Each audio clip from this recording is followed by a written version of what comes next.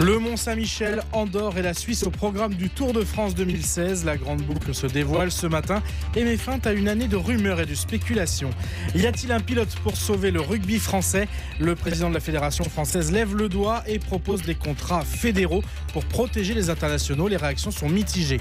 La Ligue des Champions, Lyon ouvre le bal à Saint-Pétersbourg ce soir. Le match de la dernière chance pour les Lyonnais.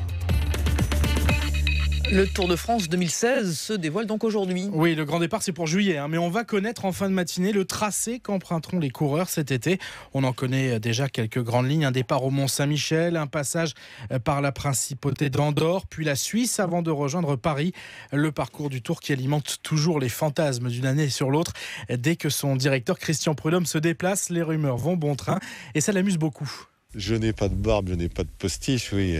Mais vous savez, partout où on va, même si on est en vacances ou en week-end, les gens pensent que le Tour va passer par là. Ils se disent, ah bah tiens, en plus la route a été refaite, alors c'est que le Tour va passer. Alors qu'en fait, on est simplement en week-end, qu'on a envie d'aller dans un bon restaurant ou de se promener, quoi. Donc, mais c'est ça aussi la légende du Tour. Et Christian Prudhomme lèvera donc le voile sur ce Tour de France 2016 à 11h30 et France Info y sera. Voilà, et le studio a été refait aussi. Le Tour passera forcément par France Info. Le rugby français en quête de solutions. La débâcle face aux All Blacks va laisser des traces. Le président de la Fédération française, Pierre Camus, est enfin sorti du silence. Hier, il convoque un bureau fédéral extraordinaire jeudi matin à Paris et envisage des réformes en profondeur pour relancer le rugby français.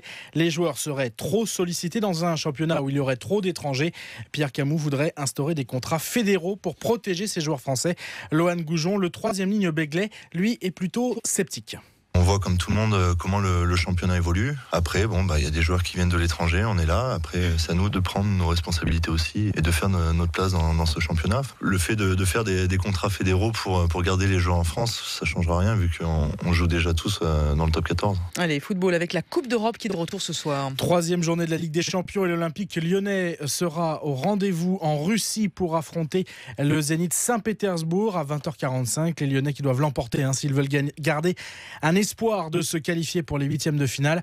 Eux qui n'ont pas encore remporté un match. L'entraîneur Hubert Fournier le sait, son équipe est dos au mur.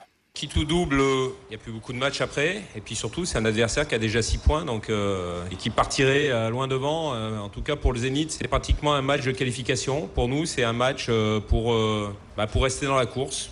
Et le PSG lui accueillera le Real Madrid demain soir au Parc des Princes. La France, la Nouvelle-Zélande, je vous en parlais, une humiliation, ça ne vous rappelle rien. Eh bien, les jeunes footballeurs français ont vengé les rugbymen hier soir.